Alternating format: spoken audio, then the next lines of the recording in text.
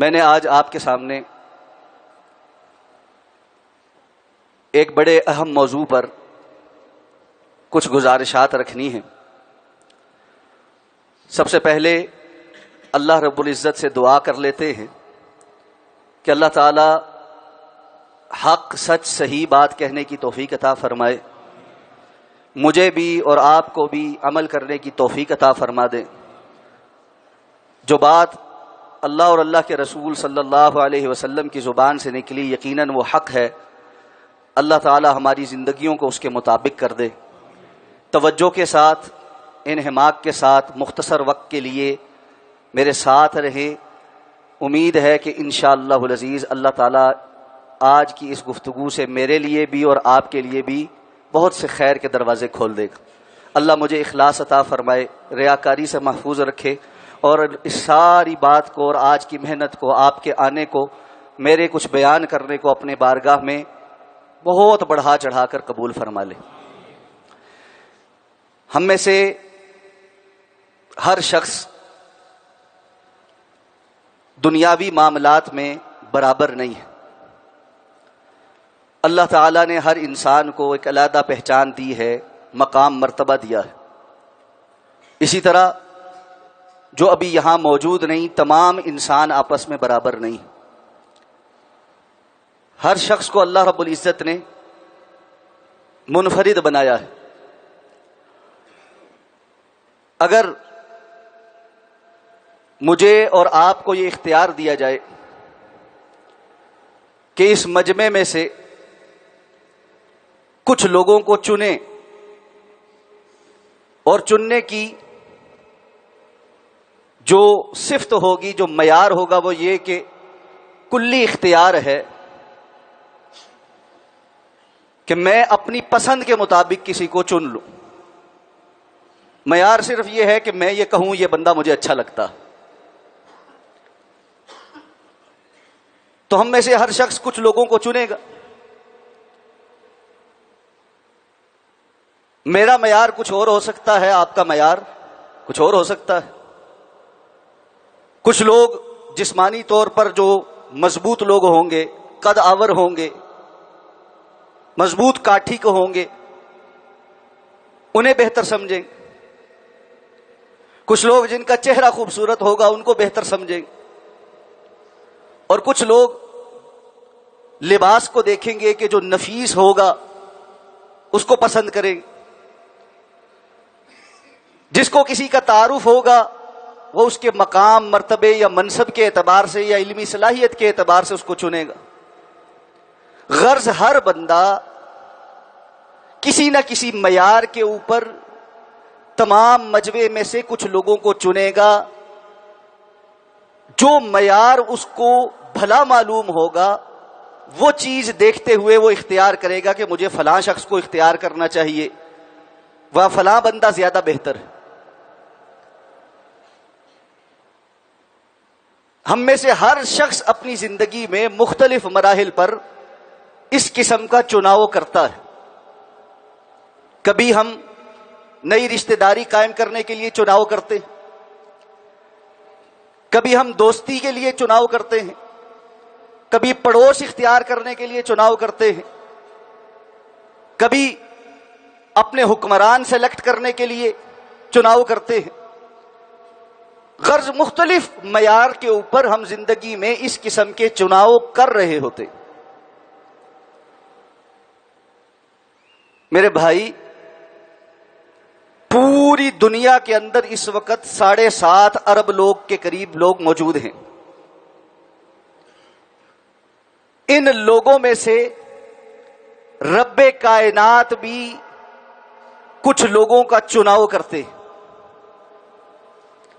اللہ رب العزت بھی اپنے بندوں کی طرف جب نظر ڈالتے ہیں تو اللہ کا بھی کچھ معیار ہے،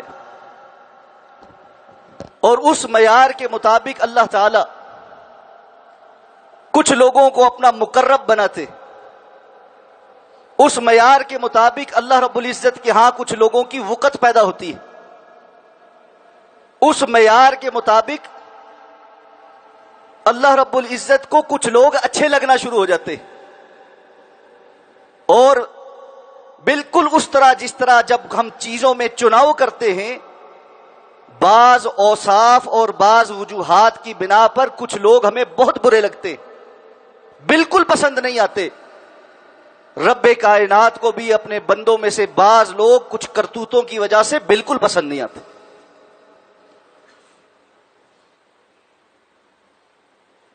اب بات صرف اتنی ہے کہ وہ کون سا معیار ہے جس کو ہم اپنی زندگی میں حاصل کرنے کی کوشش کریں کہ جب ہمارا رب 7.5 ارب لوگوں پر نظر ڈالے تو اس کو ابو بکر صدیق پسند آئے، اس کو عبد الرحمن عبداللہ زید بکر پسند آئے، ہم اس قابل ہو جائیں کہ اللہ رب العزت اپنے فرشتوں کے اندر ہمارا نام لے کر کہے کہ میرا یہ جو بندہ ہے یہ مجھے پسند ہے۔ اور خدا نخواستہ اگر معاملہ اس کے برعکس ہو گیا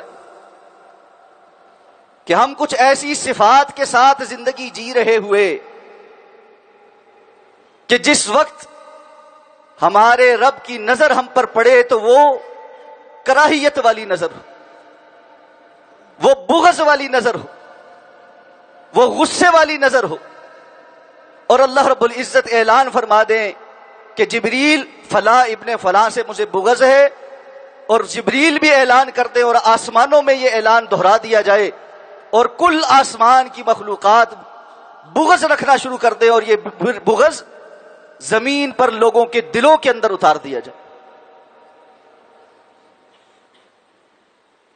تو میرے بھائی، میری بہن، میرے بزرگوں، میرے بیٹوں، ہم سب کو اس جانب توجہ کرنی ہے کہ رب کائنات کی نظر جب ہم پر پڑتی ہے تو کس چیز پر پڑتی ہے۔ صحیح مسلم کی روایت ہے، حضرت ابو ہریرہ رضی اللہ تعالیٰ عنہ حدیث کے راوی ہے، آپ صلی اللہ علیہ وسلم نے ارشاد فرمایا، ان اللہ لا ينظر الى صورکم ولا الى اموالکم۔ لوگو، جب اللہ نظر ڈالتے ہیں تم پر، نہ تمہاری صورت دیکھتے ہیں نہ تمہارا مال دیکھتے ہیں، کہ صورت اللہ نے بنائی ہے، کسی کا اختیار نہیں۔ جو رزق، جو مال دنیا کے اندر اللہ نے دے رکھا ہے، یہ بھی اللہ کا فیصلہ ہے، کسی کا اختیار نہیں۔ وَلَٰكِن يَنظُرُ إِلَىٰ قُلُوبِكُمْ وَأَعْمَالِكُمْ۔ اللہ جب نظر دوڑاتے ہیں، بندے کا دل دیکھتے ہیں اور اس کے مطابق کیا ہوا عمل دیکھتے ہیں۔ میں اور آپ جس خصوصیت سے اللہ رب العزت کی توجہ حاصل کر سکتے ہیں، اللہ کی محبت حاصل کر سکتے ہیں، اللہ رب العزت کا قرب حاصل کر سکتے ہیں، وہ صرف اور صرف ہمارے دل کی کیفیت ہے اور اس کے نتیجے میں ہونے والا عمل۔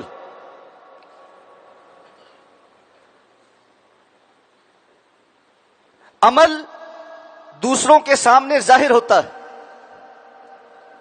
اچھا بھی اور برا بھی، اس لیے یہ عمل بھی اللہ کے ہاں تب اچھا بنتا ہے جب اس کے پیچھے دل کی کیفیات درست ہوں، اور بہت خوبصورت، بہت اچھا بظاہر نیکی والا عمل بھی اللہ کے ہاں بیکار ہو جاتا ہے، ہباء منصورہ ہو جاتا ہے، اللہ اس کو ریت کے ذرات کی طرح اڑا کر رکھ دیتے ہیں۔ فَلَا نُقِيمُ لَهُمْ يَوْمَ الْقِيَامَةِ وَزْنًا۔ ایسے لوگوں کے اعمال کے وزن بھی اللہ رب العزت کے ہاں کوئی نہیں ہوتے، اس لیے کہ پیچھے دل کی کیفیات اللہ کے لیے نہیں ہوتی۔ واحد یہ دل ہے جس پر انسان کی اپنی ذات کے علاوہ صرف رب کائنات مطلع، اللہ کے سوا اس دل کے اوپر کوئی دوسرا مطلع نہیں۔ اس لیے انسان کو جب اپنی کسی دلی کیفیت کا کسی کو یقین دلانا پڑے تو وہ قسم اٹھاتا ہے۔ یہ قسم کیا ہے؟ دوسرے کو یہ باور کرانا کہ جو میں زبان پر لا رہا ہوں یہ میرے دل میں بھی یہی ہے، اور چونکہ اس دل پر کوئی اور مطلع نہیں، اس لیے میں اللہ کی قسم اٹھا کر کہتا ہوں کہ میں سچ کہہ رہا ہوں، میرے دل میں یہی ہے، اللہ تو مطلع ہے، اللہ تو گواہ ہے، میں اللہ کی قسم اٹھاتا ہوں کہ میں ٹھیک کہہ رہا۔ یہی وجہ ہے رسول اللہ صلی اللہ علیہ وسلم نے اللہ کے سوا کسی اور کی قسم اٹھانے سے منع فرمایا۔ من حلف لغیر اللہ فقد اشرک، جس نے غیر اللہ کی قسم اٹھائی اس نے شرک کیا۔ کیوں؟ ماں کی قسم، باپ کی قسم، اولاد کی قسم، یعنی ماں باپ یا اولاد بھی میرے دل کی کیفیت پر مطلع ہیں جس طرح اللہ مطلع ہے۔ یہ اللہ رب العزت کی اس صفت میں شرک ہے جو حرام، اس لیے قسم صرف اللہ کی اٹھائی جا سکتی ہے کیونکہ رب کائنات دل پر مطلع ہے۔ للہ ما فی السماوات وما فی الارض وَإِن تُبْدُوا مَا فِي أَنفُسِكُمْ أَوْ تُخْفُوهُ يُحَاسِبْكُمْ بِهِ اللَّهُ، آسمانوں و زمین کی بادشاہت اللہ کی ہے، تمہارے دلوں کے اندر جو کچھ چل رہا ہے اس کو ظاہر کرو یا چھپا کر رکھو، يُحَاسِبْكُمْ بِهِ اللَّهُ، اللہ تمہارا اس پر محاسبہ کرے گا۔ وَلَكِنْ يَنْظُرْ إِلَىٰ قُلُوبِكُمْ وَأَعْمَالِكُمْ، اللہ رب العزت جب مخلوق پر نظر ڈالتے ہیں تو بندے کے دل پر نظر ڈالتے ہیں۔ یہ دل کیسا ہے؟ اگر یہ اللہ رب العزت کو پسند آ جائے، اس میں اللہ رب العزت کی پسند کی چیزیں موجود ہوں، اللہ رب العزت نے جس کو معیار بنایا ہے اس معیار کو قائم کیا ہو، تو یہ بندہ اللہ کے ہاں قیمتی ہو جاتا ہے۔ اور اگر اس دل کے اندر گندگی اور غلاظت ہو تو یہ پلید دل اللہ رب العزت کو پسند نہیں آتا۔ بظاہر انسان جسمانی طور پر کمزور ہو، شکل و صورت کا ماڑا ہو، مال متاع بھی کوئی خاص نہ ہو، لیکن اس کا دل حسین ہو تو اللہ رب العزت اسے رسول اللہ صلی اللہ علیہ وسلم کے آگے آگے جنت میں چلنے کی سعادت بھی دے دیتا۔ بلال رضی اللہ تعالیٰ عنہ شکل کے سیاہ ہیں، ہونٹ موٹے ہیں، نسب غلامی کا ہے، مال متاع پاس کوئی نہیں ہے، لیکن دل اللہ کو بڑا پسند ہے۔ عبداللہ ابن مسعود بہت باریک جسم کے ہیں، اتنے باریک پنڈلیاں ہیں کہ صحابہ ان کی پنڈلیاں دیکھ کر ہنس رہے ہیں کہ کتنا کمزور انسان ہے، اور سید الاولین والآخرین کہہ رہے ہیں تم اس کی پنڈلیوں کی باریکی پہ نہ جاؤ، اللہ کے ہاں یہ احد پہاڑ سے بھی زیادہ وزنی۔ اور ابو لہب، اس کو لقب کیوں ملا ہے لہب کا؟ لہب شعلے کو کہتے ہیں، چہرہ ایسا سرخ و سفید اور چمک والا ہے کہ اس کو ابو لہب لوگ کہتے ہیں، جیسے اس کا چہرہ گلنار ہو۔ اور اللہ فرماتے تبت یدا ابی لہب وتب۔ عمر بن ہشام بڑے ڈیل ڈول والا، بڑی قد کاٹھ والا، بڑے حسن والا ہے، مال دولت بھی بہت ہے، معاشرے میں عزت بھی بڑی ہے، اسلام نے اس کا نام ابو جہل رکھا۔ اس لیے میرے بھائی، میری بہن، میرے بزرگوں، میری ماؤں، نوجوانوں، بچوں، بیٹیوں، واحد مقام جس پر محنت کرنے کی ضرورت ہے، جس کو حسین بنانے کی ضرورت ہے، وہ اپنے دل کو حسین بنانے کی ضرورت ہے، اس معیار پہ لانے کی ضرورت ہے کہ رب کائنات کو یہ دل پسند آ جائے۔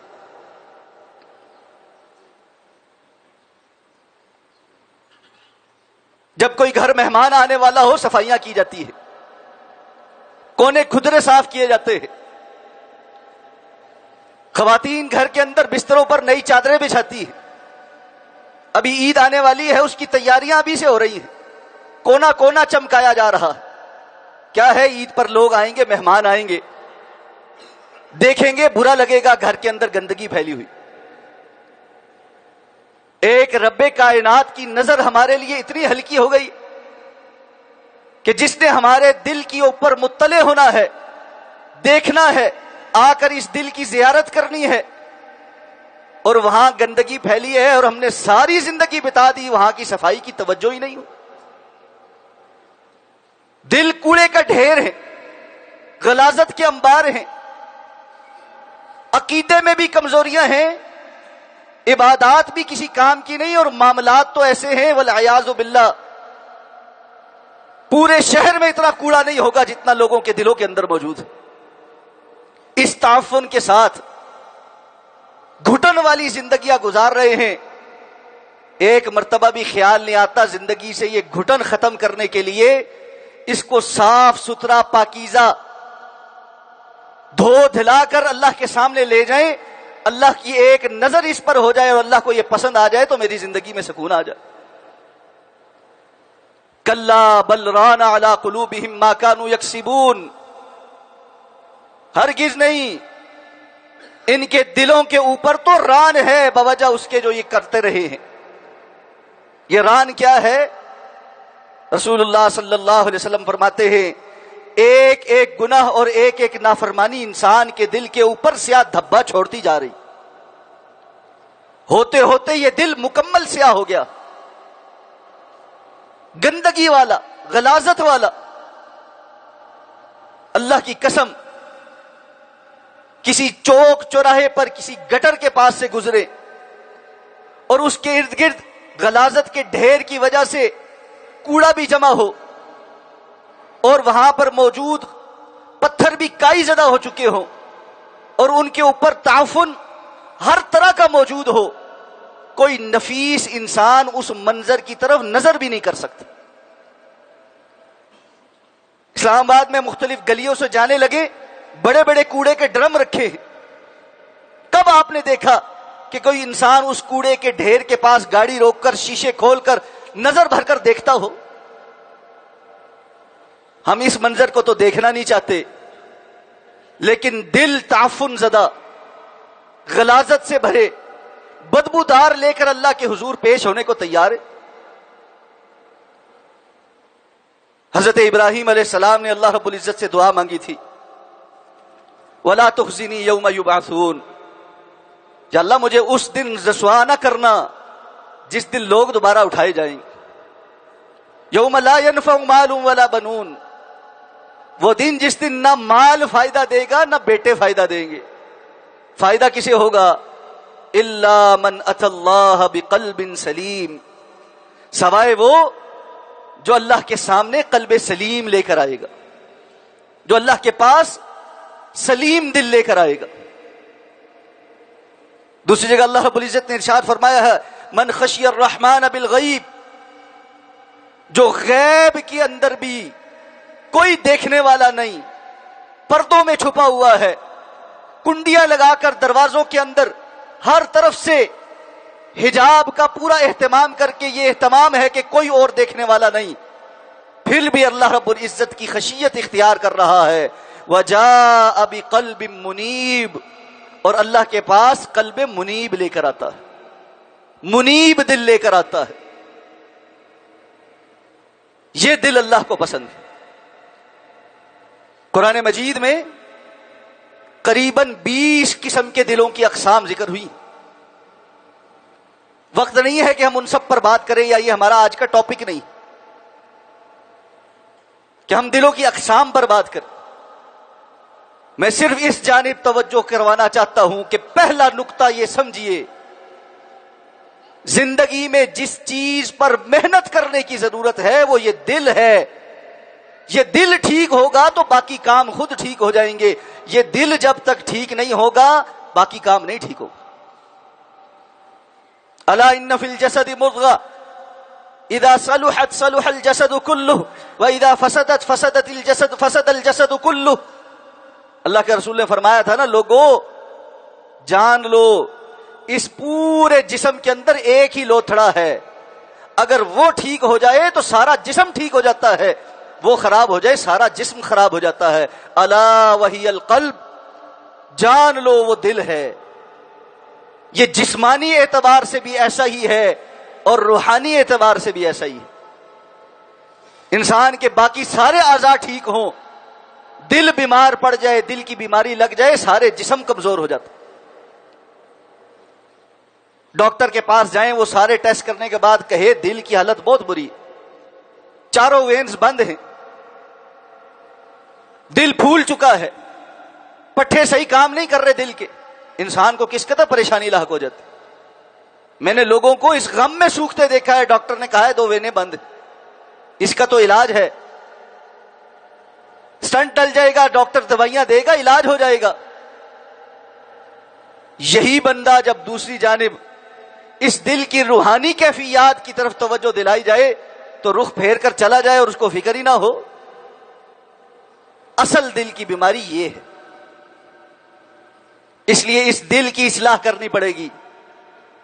آئیے یہاں رک کر اللہ سے ایک دعا مانگے، یا اللہ آپ کے حبیب صلی اللہ علیہ وسلم کی وساطت سے ہمیں یہ بات پہنچی ہے کہ ہمارے دل آپ کی 2 انگلیوں کے درمیان ہیں۔ یا مقلب القلوب ثبت قلوبنا علی دینک، اے دلوں کو پھیرنے والی ذات، ہمارے دلوں کو اپنے دین کی جانب پھیر دے۔ یا مصرف القلوب صرف قلوبنا علی طاعتک، اے دلوں کو پھیرنے والی ذات، ہمارے دلوں کو اپنی اطاعت اور فرما برداری کی طرف پھیر۔ ہم اس گندگی کے ساتھ اگر تیرے حضور حاضر ہوئے تو کچھ پیش کرنے والا نہیں، ان دلوں کو صاف پاک کرنے والا، ان کی طہارت کرنے والا بھی رب کائنات ہی ہے۔ یا اللہ ہم عاجزی کے ساتھ آپ سے درخواست کرتے ہیں، آج اس موقع پہ پورے دل کی گہرائی سے دعا کرتے ہیں، یا اللہ ہمارے دلوں کو پاک کر دے، ہمارے دلوں کو صاف کر دے۔ اللہم طہر قلوبنا، یا اللہ ہمارے دلوں کو طہارت عطا فرما، ہر اس آلائش سے پاک کر دے جس کی وجہ سے یہ آپ کی توجہ کا اور آپ کی پسندیدگی کا حصول ممکن نہیں ہو رہا۔ اب آئیے اس جانب مختصر وقت میں چند وہ باتیں جاننے کی کوشش کرتے ہیں جن کی وجہ سے یہ دل اللہ کو اچھے لگنے شروع ہو جاتے، جن کی وجہ سے یہ چمکنا شروع ہو جاتے، جن کی وجہ سے یہ اللہ کے معیار پر پورا اترنا شروع ہو جاتا۔ تو سب سے پہلا معیار اللہ رب العزت نے بنیادی معیار ایمان کو بنایا۔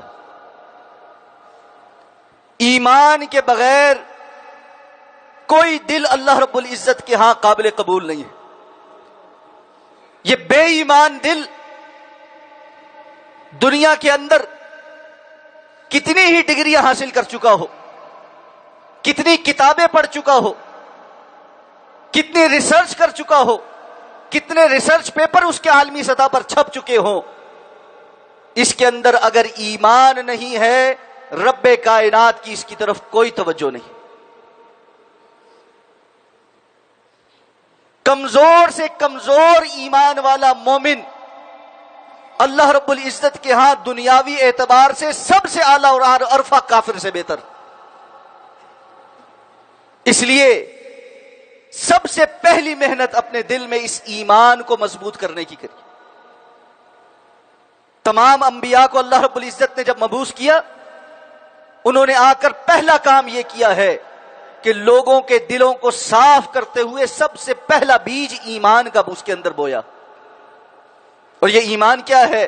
آمنت باللہ وملائکتہ وکتبہ ورسلہ والیوم الآخر والقدر خیرہ وشرہ، میں ایمان لاتا ہوں اللہ پر بھی،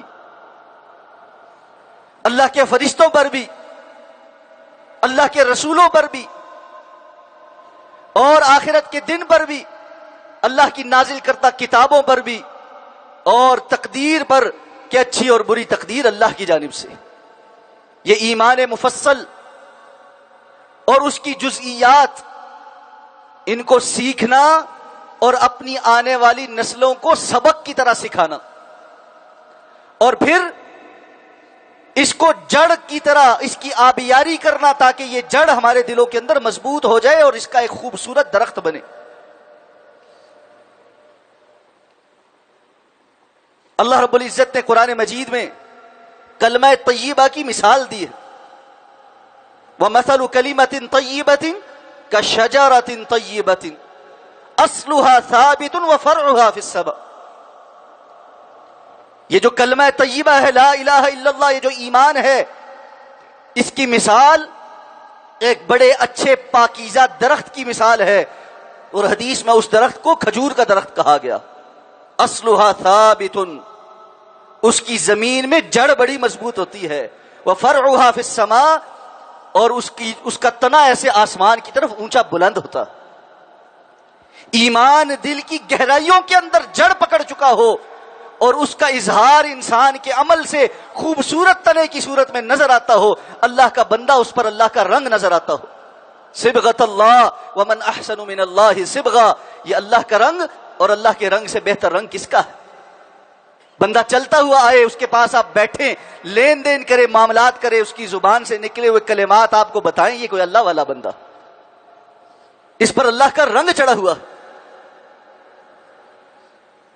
مادیت پرستی کے مارے ہوئے، دنیا کے فیشن زدہ، لوگوں سے مرعوب دل، ہوا ادھر کو چلے تو ادھر چل پڑتے ہیں۔ کوئی یہاں سے آدھا سر گنجا کروائے، آدھے بال چھوڑ دے، فوراً مرعوب ہو کر اس نے بھی آدھا سر گنجا کرا دیا، آدھے بال چھوڑ دیے۔ کوئی خاتون دنیا کی بدکار فاحشہ کسی شو کے اندر اپنا لباس اپنے ٹخنوں سے اوپر کر لے، درزی کے پاس جا کر ناپ ہماری مائیں بہنیں ایسے دینا شروع کر دے۔ کہاں لگے پڑے ہو؟ کن سے مرعوب ہوئے پڑے ہو؟ وہ لوگ جن کے دلوں کی طرف رب تعالی نظر بھی نہیں کرنا چاہتے، ان کو فالو کر کے ہم کہاں پہنچ گئے؟ خوبصورت دل اپنائے، وہ ایمان کے ساتھ آتا ہے، ایمان کے فیصلوں کے ساتھ آتا ہے۔ ایمانی فیصلے اپنی زندگی میں کرنا شروع کر۔ اس ایمان کو سیکھنے کی ضرورت ہوتی، اور اس کو سیکھنے کا سب سے بہترین ذریعہ اللہ کی کتاب ہے، محمد الرسول اللہ صلی اللہ علیہ وسلم کا فرمان۔ دوسری چیز جو میں اور آپ اگر اپنی زندگی میں اختیار کریں گے تو اللہ کو ہمارے دل پسند آئیں گے، اور وہ یہ ہے کہ اللہ کے رسول صلی اللہ علیہ وسلم نے فرمایا، ثلاث من کن فیہ وجد بہن حلاوۃ الایمان، او کما قال علیہ الصلوۃ والسلام۔ تین باتیں ایسی ہیں جس کے اندر آ جائیں اسی کو ایمان کی حلاوت نصیب ہوتی ہے، اور یہ بندہ مومن بنتا ہے، اور پھر اللہ کو اس کا دل پسند آتا ہے۔ اس میں پہلی بات کیا ہے؟ ان یکون اللہ ورسولہ احب الیہ مما سواہما، اس کے دل میں اللہ اور اللہ کے رسول کی محبت باقی ہر چیز کی محبت سے اوپر ہو۔ اللہ رب العزت کو یہ دل پسند آتا ہے جو اللہ کی محبت سے بھرا ہوا ہو۔ وَمِنَ النَّاسِ مَن يَتَّخِذُ مِن دُونِ اللَّهِ أَندَادًا يُحِبُّونَهُمْ كَحُبِّ اللَّهِ، لوگوں میں سے بعض لوگ ایسے ہیں جو اللہ کے ساتھ اوروں کو شریک بناتے ہیں، اور ان کی شراکت کیسی ہے؟ يُحِبُّونَهُمْ كَحُبِّ اللَّهِ،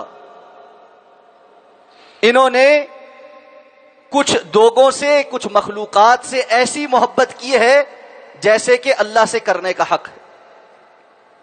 یہ اللہ کی محبت میں ان کو شریک بناتے ہیں۔ والذین آمنوا اشد حبا للہ، اور ایمان والے تو وہ ہیں جو سب سے زیادہ اللہ سے محبت کرنے میں شدت رکھتے ہیں۔ شدید محبت، ٹوٹ کر محبت بندہ مومن اگر کر سکتا ہے تو وہ صرف اپنے رب سے کر سکتا ہے، باقی ساری محبتیں اس محبت کے ذیل میں ہیں۔ جب تک اللہ رب العزت کی محبت اس دل پر غالب نہیں آتی، اللہ رب العزت کے ہاں یہ اس معیار پر نہیں ہے کہ اللہ کو یہ دل پسند آ سکے۔ جتنی کمزور محبت اس دل کے اندر اللہ کی ہوگی اتنا ہی اس کا مقام اور مرتبہ بھی اللہ کے ہاں کمزور ہوگا. یہ محبت حاصل کیسے ہوگی؟ ہم اس سے محبت کرتے ہیں جس کا ہمیں تعارف ہو، جس کو جانتے پہچانتے ہوں. عظمت اور محبت پہچان کے ساتھ ہی پیدا ہوتی ہے، انجانے لوگوں کی عظمت اور محبت دل کے اندر نہیں ہوتی. میں اور آپ آئے روز مختلف مساجد سے اسپیکروں پر لوگوں کے فوت ہونے کی خبریں سنتے ہیں، اعلانات سنتے ہیں. کبھی کسی انجانے کے فوت ہونے کی خبر نے دل پر کوئی اثر کیا؟ بندہ مومن ہوتے ہوئے بندہ اعلان سن کے کہتا ہے انا للہ و انا الیہ راجعون، اللہ تعالیٰ فوت ہونے والے کی مغفرت کرے. تعارف ہی نہیں، کون ہے، کون تھی، کون گیا، زندگی میں کیا کیا کیا نہ کیا، بس ایک اعلان ہے، ٹھیک ہے سنا، ایک بندہ تھا، بندی تھی، بڑا تھا، چھوٹا تھا، چلا گیا، چلی گئی، بس بات ختم. یہ دل کی کیفیات اس کے ساتھ کیوں نہیں جڑتی کہ تعارف نہیں ہے. اور بسا اوقات اعلان نہیں، ایک آنے والی فون کال انسان کا دل اجاڑ کر رکھ دیتی ہے.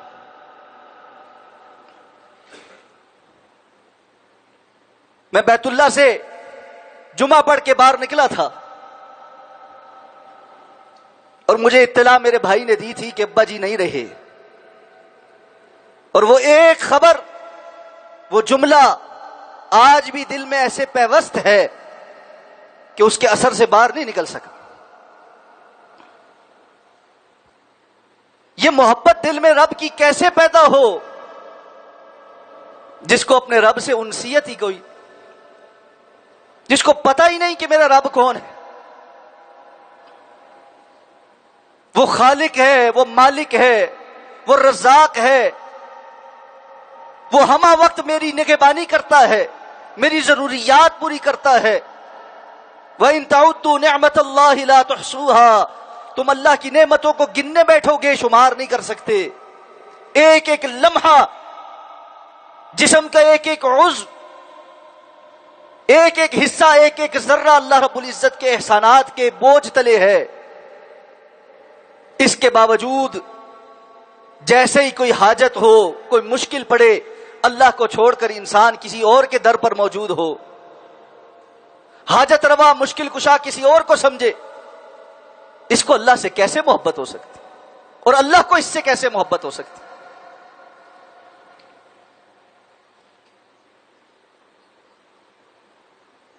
اللہ رب العزت نے ارشاد فرمایا قل ان کنتم تحبون اللہ فاتبعونی یحببکم اللہ. اللہ کے رسول آپ ان کو بتائیے، اگر تم یہ کہتے ہو ان کنتم تحبون اللہ، اگر تم اللہ سے محبت رکھتے ہو، فاتبعونی یحببکم اللہ، مجھ محمد صلی اللہ علیہ وسلم کی اتباع کرو، اللہ تم سے محبت کرے گا. اللہ کے رسول صلی اللہ علیہ وسلم کی اتباع، آپ صلی اللہ علیہ وسلم سے اپنے ماں باپ، اپنی اولاد، اپنی ذات، اپنے مال، اپنے گھر بار سے زیادہ محبت کرنا، یہ کیسے ممکن ہے جب تک محمد الرسول اللہ صلی اللہ علیہ وسلم کا تعارف ہی نہ ہو؟ پتہ ہی نہیں ہے کہ امام الانبیاء جناب محمد الرسول اللہ صلی اللہ علیہ وسلم نے ہمارے لیے کتنی قربانیاں دی ہیں، کیسے کیسے کشٹ اٹھائے ہیں، پتھر کھائے ہیں، گالیاں سنی ہیں، الزامات سہے ہیں، اپنی اولاد کی تکلیفیں دیکھی ہیں، گھر بار چھوڑا ہے، ہجرتیں کی ہیں، میدانوں میں مارے کھائی ہیں، تلواروں کے اور تیروں کے وار سہے ہیں، اپنے اور پرایوں کی تان اور تشنیع سنے ہیں، اور اس سب کے باوجود آخری لمحات میں بھی دنیا سے جاتے ہوئے بھی آنکھوں سے آنسو جاری ہیں. جبریل امین کو رسول اللہ صلی اللہ علیہ وسلم کی طرف بھیجا جاتا ہے، جبکہ اللہ رب العزت اپنے حبیب صلی اللہ علیہ وسلم کی اس کیفیت کو ان سے زیادہ بہتر جاننے والے ہیں. پوچھتے ہیں آ کر جبریل، اللہ تعالیٰ سوال کر رہے ہیں محمد الرسول اللہ صلی اللہ علیہ وسلم، آپ کو کیا چیز رلا رہی؟ اور آپ ایک ہی بات کہتے ہیں روتے ہوئے، امتی امتی۔ جبریل میرا پیغام یہ ہے، میری امت، میرے بعد میری امت کا کیا بنے گا؟ اور اللہ رب العزت کی طرف سے پیغام آتا ہے، محمد الرسول اللہ صلی اللہ علیہ وسلم آپ مطمئن رہیے، ہم آپ کو آپ کی امت کے معاملے میں راضی کریں گے۔ وَلَسَوْفَ يُعْطِيكَ رَبُّكَ فَتَرْضَىٰ، ان قریب آپ کا رب آپ کو وہ دے گا جس پر آپ راضی ہو جائیں گے۔ وہ محمد الرسول اللہ صلی اللہ علیہ وسلم، جب ہر شخص کو اپنی ہی فکر ہوگی، پل صراط کے دوسری جانب کھڑے ہو کر ایک ایک امتی کے گزرنے کا انتظار کریں گے اور ساتھ دعائیں مانگیں گے، رب سلم رب سلم، یا اللہ سلامتی کا معاملہ فرما، یا اللہ سلامتی کا معاملہ فرما، یہ تیرا کمزور بندہ ہے میرا امتی، یہ یہاں آ رہا ہے، گرتا پڑتا آ رہا ہے، تو اس کو سلامتی کے ساتھ پار لگا۔ سراجا منیرا، اللہ فرماتے ہیں وہ روشن چراغ ہیں، ان کو چھوڑ کر ساری دنیا کی زندگی کا پتہ ہے، ایک ایک فنکار کی زندگی کا پتہ ہے، ایک ایک کا نام پتہ ہے، اس کے کیریئر کا پتہ ہے، اس کی فلموں کا پتہ ہے، اس کے ڈراموں کا پتہ ہے، ایک ایک سپورٹس مین کا پتہ ہے، کون کس ملک کی جانب سے نمائندگی کرتا ہے، کون کس کلب کی طرف سے کھیلتا ہے، کس کے کتنے گول ہیں، کس کے کتنے چھکے ہیں، کس کے کتنے رنز ہیں، کس کے کون سے ریکارڈ ہیں، ازبر ہیں نوجوانوں کو ہاتھوں پر، نہیں پتا تو محمد الرسول اللہ صلی اللہ علیہ وسلم کا تعارف نہیں پتا۔ اتنا غافل دل رب کے ہاں کیسے محبت کا ہمکنار ہو سکتا ہے، کیسے معیار پہ پہنچ سکتا ہے، وہ اللہ کی توجہ کیسے حاصل کر سکتا ہے؟ دل اللہ کی توجہ حاصل کرتے ہیں جب ان میں اللہ اور اللہ کے رسول صلی اللہ علیہ وسلم کا تعارف بھی ہو، اور اس تعارف کے نتیجے میں اللہ اور اللہ کے رسول کی محبت بھی رچی بسی ہو۔ یہ معیار ہے اللہ کے ہاں۔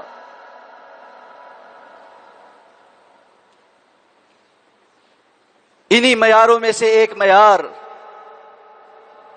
اللہ کی مخلوق کے ساتھ اپنے دل کے معاملات کو ٹھیک کرنا۔ جب تک انسان کے دل اللہ کے بندوں کے ساتھ ٹھیک نہیں ہوتا، اللہ رب العزت ایسے گھٹے ہوئے دل، ایسے تنگ دل، ایسے مردہ دل کو پسند نہیں کرتے۔ اہل ایمان کی دعاؤں میں سے ایک ایمان کا تذکرہ اللہ رب العزت نے قرآن میں کیا ہے، وَلَا تَجْعَلْ فِي قُلُوبِنَا غِلًّا لِّلَّذِينَ آمَنُوا، یا اللہ ہمارے دل ایسے کر دے کہ کسی بھی صاحب ایمان کے لیے ہمارے دل کے اندر کوئی غل موجود نہ ہو۔ غل کہتے ہیں دل کی تنگی کو، نفرت کو، حسد کو، بغض کو، جلن کو، کڑن کو۔ کسی صاحب ایمان کے لیے ہمارے دل کے اندر کوئی کڑن، کوئی جلن، کوئی حسد، کوئی بغض موجود نہ ہو۔ جو دل اپنے ماں باپ سے کڑن میں ہو، اپنی اولاد سے کڑن میں ہو، اپنے بہن بھائیوں سے حسد اور بغض کا شکار ہو، اپنے قریبی دوستوں سے جلتا ہو، اپنے پڑوس والوں سے حسد کرتا ہو، اپنے ساتھ کام کرنے والے، ایک ہی دفتر میں موجود کولیگز، ایک ہی جگہ پر ہم نوالا ہم پیالہ لوگوں کے لیے نفاق رکھتا ہو، نفرتیں پالتا ہو، وہ اس سڑان اور بدبو کے ساتھ اللہ کے ہاں کیسے معیار والا بن سکتا؟ میرے بھائی، میری بہنوں، میرے بزرگوں، میری ماؤں، بچوں، ان دلوں کو بڑا کرو، وسعت پیدا کرو ان کے اندر سے یہ علائشیں فوری طور پر صاف کر لیا کرو۔ رات سونے سے پہلے ایک مرتبہ اس دل کو کھنگال کر اللہ کی محبت کو اس کے اندر دوبارہ بٹھا کر یہاں جو خس و خاشاک آ گیا ہے، جو گندگی آ گئی ہے، اس کی صفائی کیا کر۔ کیا ہو گیا اگر کسی نے کچھ کہہ دیا؟ کیا ہو گیا اگر کسی نے کچھ حق مار لیا؟ کیا ہو گیا اگر کسی نے کوئی زیادتی کر دی؟ دل میں بٹھانے، کدورت رکھنے کے بجائے دعا بھی تو جی جا سکتی ہے، میرے مالک تیرا یہ بندہ اور بندی بھی تیرا ہی بندہ اور بندی ہے، اس عمل کی وجہ سے کل قیامت کو اس کا نقصان ہو جائے گا، یا اللہ تو اس کو ہدایت عطا فرما دے۔ انسان کا دل اس وقت تک اس معیار پر نہیں پہنچتا جو معیار اللہ کو اچھا لگتا ہے، جب تک وہ اپنے ساتھ بدترین زیادتی کرنے والے کے لیے بھی ہدایت کی دعا نہ مانگے۔ فَلْيَعْفُوا وَلْيَصْفَحُوا أَلَا تُحِبُّونَ أَن يَغْفِرَ اللَّهُ لَكُمْ، تم معاف کر دیا کرو، سلو کر لیا کرو، عفو درگزر سے کام لیا کرو۔ کیا تمہیں یہ اچھا نہیں لگتا کہ اللہ تمہیں معاف کر دے؟ اللہ ہمارے سے اپنے حق کے متعلق نہ سوال کرے، ہم اللہ رب العزت کے سامنے یہ عمل رکھتے ہیں کہ اللہ ہم تجھ سے تیری مخلوق کے حق کا سوال نہیں کرتے، تیری بہت ساری مخلوق نے ہمارے حق میں کوتاہیاں کر دی ہیں، ہم تیری رضا کے لیے اس کو معاف کرتے ہیں۔ اور ایک گزارش، یہ معافی سب سے زیادہ فائدہ آپ کو خود دے گی۔ یہ جو ایک بوجھ لے کر اپنے دل پر زندگی بتا لی ہے، بال سفید کر لیے ہیں، چہرے پر جھریاں آ گئی ہیں، لیکن دل ہے کہ اس تعفن سے باہر نکلنے کو نہیں آ رہا، آپ کا دل یہ بوجھ اٹھا اٹھا کر تھک گیا۔ اللہ کی خاطر اپنے دل کے بازوؤں سے اس بوجھ کو آزاد کیجیے، معاف کر کے دیکھیے، بڑی راحت محسوس ہوگی، بڑا سکون محسوس ہوگا، اور اجر اللہ رب العزت سے طلب کیجیے، اجر اللہ سے طلب کیجیے۔ کسی کو معاف کرنے کے لیے اس بات کا تقاضا کرنا کہ چلو کم از کم وہ میرے سامنے آ کر اظہار تو کرے، معافی تو مانگے، میں نے اگر اسی طرح معاف کر دیا اس کو کوئی احساس نہیں ہوگا۔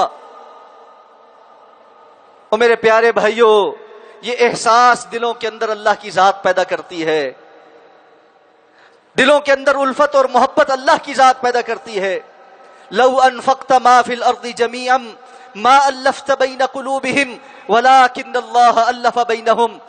محمد الرسول اللہ صلی اللہ علیہ وسلم، پیارے حبیب، اگر آپ ساری دنیا کا سارا مال اپنے صحابہ کے درمیان خرچ کر کے ان کے دلوں کو جوڑنا چاہتے، ان میں الفت اور محبت پیدا کرنا چاہتے، نہیں کر سکتے تھے۔ ولکن اللہ الف بینہم، یہ اللہ ہے جس نے دلوں کے درمیان الفت پیدا کی۔ دعا مانگ کے رہے اللہ تعالیٰ سے، ناراض تو ہیں بڑے عرصوں سے اپنے بہن بھائیوں سے، اعزاء اقربا سے، دوست احباب سے، رب کے حضور ایک مرتبہ ہاتھ اٹھا کر یہ نہیں مانگا اللہم الف بین قلوبنا واصلح ذات بیننا، یا اللہ یہ ہمارے دلوں کے اندر جو دراڑیں پیدا ہو گئی ہیں تو ان کو جوڑ دے، یا اللہ جوڑ دے۔ واصلح ذات بیننا، یا اللہ ہمارے درمیان جو خرابیاں پیدا ہو گئی ہیں تو ان کی اصلاح پیدا فرما دے۔ میاں بیوی ہیں، ایک دوسرے سے حسد بغض کا شکار ہیں، ایک چھت کے نیچے، ایک کمرے کے نیچے رہتے ہوئے دل پارا پارا ہے، ٹکڑے ٹکڑے ہیں، ایک مرتبہ ہاتھ اٹھا کر اللہ سے دعا نہیں مانگتے ربنا ہب لنا من ازواجنا وذریاتنا قرۃ اعین واجعلنا للمتقین اماما، یا اللہ ہمیں اپنے گھر والوں سے اور اپنی ذریت سے آنکھوں کی ٹھنڈک نصیب کر دے۔ ان ٹوٹے ہوئے حسد بغض کا شکار کمزور گھٹن زدہ دلوں کو اللہ رب العزت پسند نہیں فرماتے، وسیع دلوں کو اللہ پسند فرماتے، عفو درگزر کرنے والے دلوں کو اللہ پسند فرماتے ہیں۔ اور جو عفو درگزر کر دے اللہ بھی اس کے ساتھ عفو درگزر کا معاملہ فرما دیتا، جو آسانی پیدا کر دے اللہ بھی اس کے لیے آسانی پیدا کر دیتا۔ محمد الرسول اللہ صلی اللہ علیہ وسلم نے بارہا صحابہ کو اس کی تلقین کی تھی، یسرا ولا تعسرا، دیکھو لوگوں کے پاس جا رہے ہو ان کو دین سکھانے کے لیے، باتیں بتانے کے لیے، آسانیاں پیدا کرنا، مشکلیں نہ پیدا کرنا۔ بشرا ولا تنفرا، لوگوں کو خوشخبریاں سنانا، نفرتیں نہ دلانا۔ اللہ کے رسول فرماتے تھے تم زمین والوں کے لیے آسانیاں پیدا کرو، آسمان والا تمہارے لیے آسانیاں پیدا کرے۔ اپنے دلوں کو بڑا کیجئے۔ یہ چھوٹی چھوٹی باتوں کے اوپر ایک دوسرے سے ناراض ہو جانا اور ناراض ہی رہتے رہنا، سال ہر سال گزر جائے ناراضگی ختم نہیں ہو رہی، مرتے ہوئے بھی خیال نہیں ہے۔ یہ وصیتیں کر کے جانا ہمارے جنازوں پر فلاں کو نہ آنے دینا اور فلاں کو نہ آنے دینا، اور جنازے موجود ہیں، سامنے پڑے ہوئے ہیں، ایسے بدبخت ہیں، جھگڑ رہے ہیں کہ تم ہمارے اس بزرگ کے لیے، اس قریبی رشتہ دار کے لیے مغفرت کی دعا بھی نہ کرو۔ کیسے سخت دل ہو گئے۔ بعض دل اللہ رب العزت نے اپنے کتاب میں بیان کیے ہیں کہ اللہ کو وہ سخت ناپسند ہے۔ ان میں سے ایک دل وہ ہے جو مریض دل ہے، فی قلوبہم مرض فزادہم اللہ مرضا، یہ منافق قسم کے دل، یہاں کچھ وہاں کچھ، دینی مجلس میں بیٹھے تو دیندار بنے، دنیاوی مجلس میں بیٹھے تو ان سے بڑا دنیا دار کوئی نہیں۔ اللہ کے رسول صلی اللہ علیہ وسلم نے فرمایا بدترین لوگوں میں سے اللہ کے ہاں وہ بندہ ہے جو ذو الوجہین ہے، دو چہروں والا ہے، دو زبانوں والا ہے۔ اللہ فرماتے ان کے دلوں کے اندر بیماری ہے اور انہوں نے اس بیماری کو دور کرنے کا کوئی سبب اختیار نہیں کیا، زادہم اللہ مرضا، اللہ نے ان کے اس مرض کو بڑھا دیا، دن بدن یہ مرض بڑھ رہا ہے۔ رمضان میں خاص مواقع پر، خاص مواسم میں، جمعے کے دن ہم ان محفلوں میں تو بڑے اللہ والے ہیں اور اس کے علاوہ غیر اللہ والے ہیں، اس کے علاوہ دل کہیں اور مائل ہیں۔ میرے پیارے یہ دل اللہ کے ہاں معیاری دل نہیں ہے۔ آخری بات کر کے اپنی گفتگو ختم کرتا ہوں۔ اس موضوع پر بات تو بہت طویل ہو سکتی ہے اور بہت سارے نکات ابھی باقی ہیں، لیکن وقت مکمل ہو گیا۔ بہت ساری جگہوں پر تو ہمارا دل چلو غفلت میں ہوتا ہی ہے، جب وقت نکال کر آ ہی گئے ہو، جمعہ پڑھنا ہی ہے، نماز پڑھنی ہی ہے، قرآن کی تلاوت ہو ہی رہی ہے، دعا کے لیے ہاتھ اٹھائے ہوئے یہ ہیں، تب تو حاضری پوری دو۔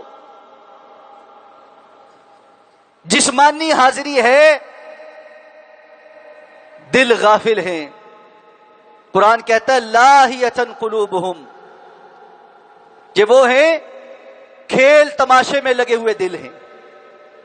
رسول اللہ صلی اللہ علیہ وسلم فرماتے ہیں ان اللہ لا يقبل من قلب غافل لاہن، اللہ رب العزت غافل کھیل تماشے میں لگے ہوئے دل سے نکلی ہوئی کوئی بات قبول نہیں فرماتا۔ اللہ کی ذات بڑی غیرت والی ذات ہے، اس کا تقاضا ہے پہلے میری طرف متوجہ ہو پھر میں تمہاری طرف متوجہ ہوں۔ وہ غنی ہے، وہ صمد ہے، بندہ کمزور ہے، فقیر ہے، اس کو اللہ کی طرف توجہ کرنی پڑتی ہے، پھر اللہ اس کی طرف متوجہ ہوتا ہے۔ میری اور آپ کی غیرت اتنی ہے، کوئی ملازم، کوئی سبارڈینیٹ، کوئی گھر والا، بچہ، بیوی آ کر ہمارے سامنے ہم بات کر رہے ہوں یا ہم سے گفتگو کر رہی ہو، آدھا ذہان موبائل پر ہو، آدھا دھیان کتاب کی طرف ہو، نظریں کسی اور جانب ہو، ہم کہتے ہیں بات تو طریقے سے کرو۔ یہ آدھی آدھی توجہ کیا ہوئی؟ کبھی کام میں مصروفیت ہو جائے، میں نے اور آپ نے بڑی دفعہ ایکسپیرینس کیا ہوگا، گھر والے بات کر رہے ہوں اور آپ ساتھ ساتھ سن کر ہوں کر رہے ہوں، 2 منٹ بعد خاموشی ہو جاتی ہے، وہ کہتی ہے بات تو تسی میری سن نہیں رہے، توجہ میری طرف کرے تو میں اس بات کروں گی۔ بیوی کے دل میں شوہر کے لیے اتنی غیرت ہے، رب کائنات کی کوئی غیرت نہیں۔ بندہ ٹوٹا پھوٹا دل سارا مسجد سے باہر اور خود آ کر دکانوں کا حساب کر رہا ہے، اگلی پلاننگ کر رہا ہے، سارے دنیا کے خیال نماز میں ہی ہیں۔ آ کر کہتا ہے مولوی صاحب کیا کوئی وظیفہ بتائیں، نماز میں نا دل نہیں لگ رہا۔ اور دل لگا کہاں ہے اللہ کے ساتھ جو نماز میں لگے؟ یہ دل تو پہلے اللہ کے ساتھ لگتا ہے پھر نماز میں لگتا ہے، یہ نماز میں لگ کر اللہ کے ساتھ نہیں لگتا۔ اس پر محنت کرو، دن رات محنت کرو، صبح و شام محنت کرو.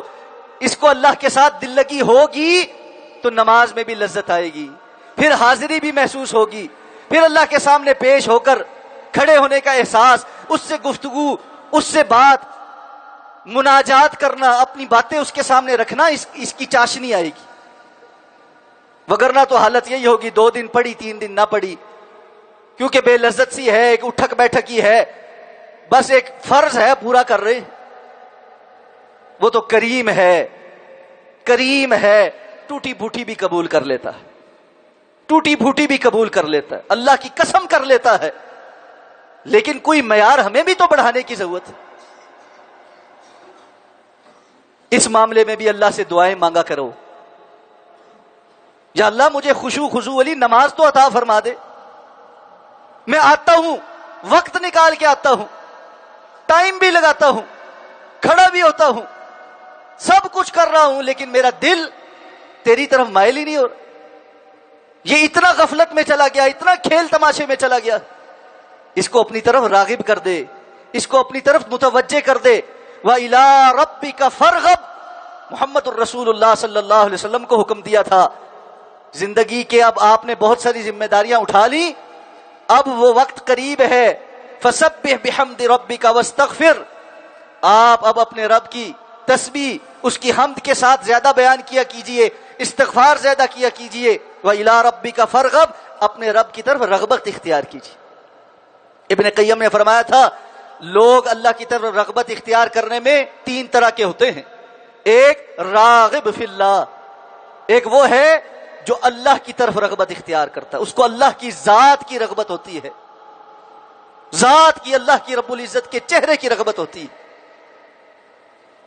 اور ایک ہے راغب فیما عند اللہ، وہ جو رغبت تو رکھتا ہے لیکن جو اللہ کے پاس نعمتیں ہیں ان کی رغبت رکھتا ہے. نیکی اس لیے کرتا ہے کہ چلو دنیا میں اللہ رب العزت خیر و عافیت سے فلاں فلاں چیزیں دے دے گا، آخرت میں اللہ جنت دے دے گا تو میں جنت کی طرف توجہ کروں گا، یہ بھی ٹھیک ہے. تھوڑی سی رغبت میں کمی ہے لیکن بہرحال اللہ کے پاس جو ہے اس کی طرف رغبت اختیار کرنے کا بھی اللہ نے حکم دیا. اور تیسرا اور آخری راغب من اللہ، جو اللہ رب العزت سے دوری کی طرف رغبت رکھتا، اس کا رخ ہی اللہ سے ہٹا ہوا، یہ اباؤٹ ٹرن ہے، جس سمت جانا تھا یہ رانگ وے ہے. میں نے اور آپ نے دیکھنا ہے ہمارا دل کس جانب راغب ہے. اللہ رب العزت سے دعا کے ساتھ میرے سونے اللہ ہمارے دلوں کو اپنی طرف راغب کر دے، ان کو حسین بنا دے، معیار والا بنا دے، قابل بنا دے، اپنے دین کی طرف پھیر دے، اپنی اطاعت کی طرف پھیر دے، اس کے اندر ایمان کی شمع جو روشن کر دے. یا اللہ ان دلوں کے اندر ایمان کی جڑیں مضبوط کر دے. یا اللہ ان دلوں کے اندر تقوی اور پرہیزگاری پیدا کر دے. یا اللہ اپنی اور اپنے رسول صلی اللہ علیہ وسلم کی حقیقی محبت پیدا کر دے. یا اللہ اپنے مخلوق کی طرف سے ان دلوں کو صاف کر دے. اقول قولی ھذا واستغفر اللہ لی ولکم ولسائر المسلمین برحمتک یا ارحم الراحمین.